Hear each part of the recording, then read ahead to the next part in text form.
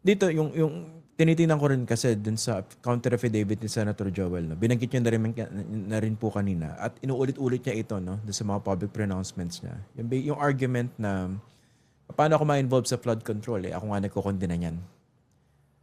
Why does that argument actually help his cause? I'm sorry?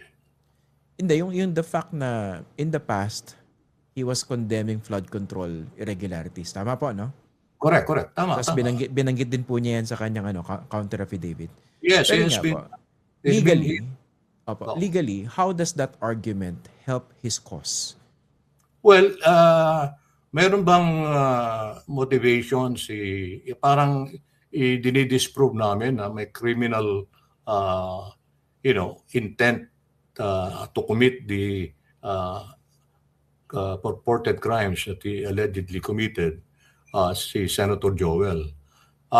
Paano naman mangyayari yun? Kaya nga sinasabi ko sa iyo, balikan natin yung mga Senate Blue Ribbon Committee hearing at doon lumalabas na base sa pagtatanong ng mga kasama niya sa Senado, I mentioned Senators Villanueva and, Senators Bato de la Rosa and Senator Jingo Estrada, na number one, na against the Senator Villanueva dyan sa flood control projects. Kaya nga sinabi rin mismo si Bryce Alcantara doon sa video clip na ipinilay sa ibang programa where I also was a guest. Sinasabi niya na hindi namin pwedeng ipaalam sa kanya dahil alam namin siya'y laban. Ayaw niya itong mga flood control projects. So walang alam si Senator Villanueva kung saan at para saan yung perang sabi nila ay ginawa na nila lang paraan para maibigay supposedly doon sa proyektong gusto niya. Doon sa sinabi naman ng mga engineer na humanap kami doon sa non-flood control projects. Hindi po ba? Ay, hindi. Doon sila naghanap sa flood control dahil ayaw nga ni ano yun. Hindi nila pinaalam kay Senator Joel. Dahil initially, hindi nila paalam siya. Hindi tatanggapin ni Senator Joel lalo yan. Di ba? Nga po. Nila. Oo nga po. Kasi initially, di ba, ang hinahanap daw niya, proyekto, multipurpose buildings. Correct. Tapos sinabi nila, dahil ayaw nilang galit sa flood control yan, ayaw sana, di ba? Pero problema, kumuha pa rin sila sa flood control. Parang ang point ko lang is basically, how does your argument face up to that particular response of theirs? Kumbaga, parang hindi na siya eh. Hindi po ba? Parang hindi na siya. Hindi, ito. Clarify ko lang po. No? Kunwari, sinabi ni Senator Joel, ayoko sa flood control. Sabi ng iba, hindi naman namin pinaalam sa kanya. Parang how does that exactly exonerate him? Yung argument na yun exactly.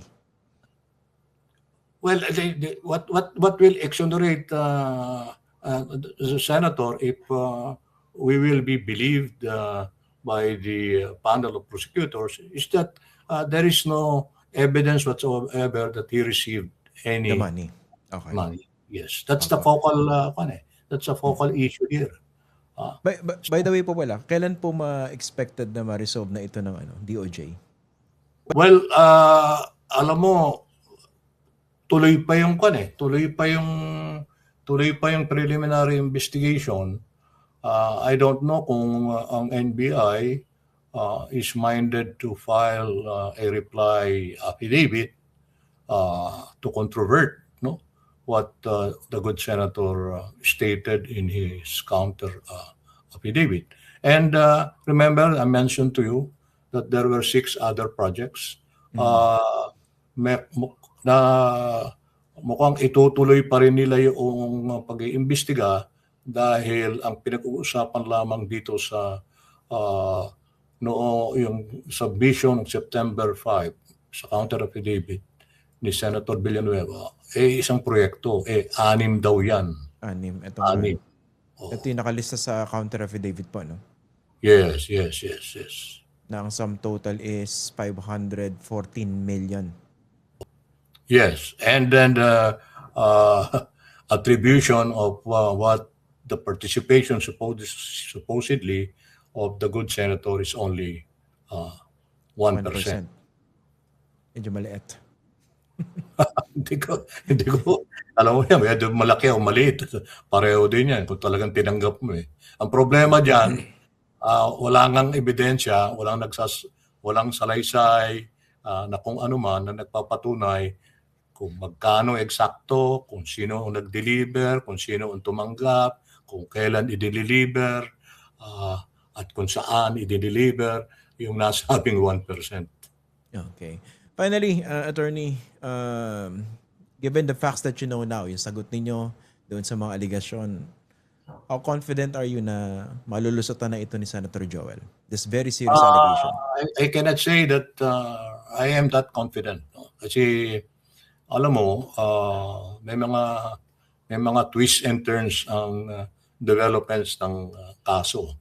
Tulad nun, sinasabi natin, effectively, parang Engineer Alcantara disowned, his earlier statements given to the Senate Blue Ribbon Committee, his sworn statement about the delivery of the 150 million, etc. Okay, with the counter affidavit that he filed. Pero baka iba yung pagtingin ng panel of prosecutors, eh. Hindi natin masisigurado. Ang amin lang kinakatuwa dito, kung titingnan mo objectively, pabor sa amin. Kasi dinideny niya any payout to anyone. No evidence or no witness whatsoever. As you read earlier, no? As we mentioned rather earlier. Okay. Pero kasi nga, may iba rin pagbasa rito. Paano kung mag-supplemental siya, whatever, no? Anyway, sabi niya, no witness states that I facilitated any payout. Pero what if he says, I made the payout, di ba? Again, kunwari, mag-iba na naman ang tono. Well, yun ang problema dyan sa mga testigo na yan. Kasi kung nag-execute ka dati, may supplemental ka, magsusupplement ka na naman para baguhin mo yung kung ano yung nasabi mo nung pangalawa o nung pangatlo, etc. Tama sa credibility. Oo, tatamaan yung credibility nila. Tatamaan yung credibility nila. So, at saka kung talagang totoo yan, simulat sa poll, dapat consistent na. Sila nga mismo hindi nakakasundo. Alright? Hindi sila nakakasundo. Nung binanggit ni Henry Alcantara, Engineer Alcantara, na alam ni former USEC DPWH Bernardo, yung tungkol kay Senator Joel, dininay ni Senator ni USEC Bernardo. Right there and there during the hearing. Pero pero sir, kasi ang isang basa ron, nung sinusubaybayan ko po yung pagdinig na yon, di ba? Medyo marami-rami yung pagdinig yan eh. Parang sila nagkakapaan eh. Kakanta na ba ako? O baka naman pag kumanta ako lang, hindi po ba? So parang understandable na medyo may kapaan. Well, hindi ko, maaaring masabi mo yun. Pero ang sinasabi ko, kontra doon sa sinabi ni Engineer Alcantara, sabi ni Yusek Bernardo, outright denial. Hoy, wag mo akong isama dyan. Wala akong alam dyan. Wala akong alam dyan.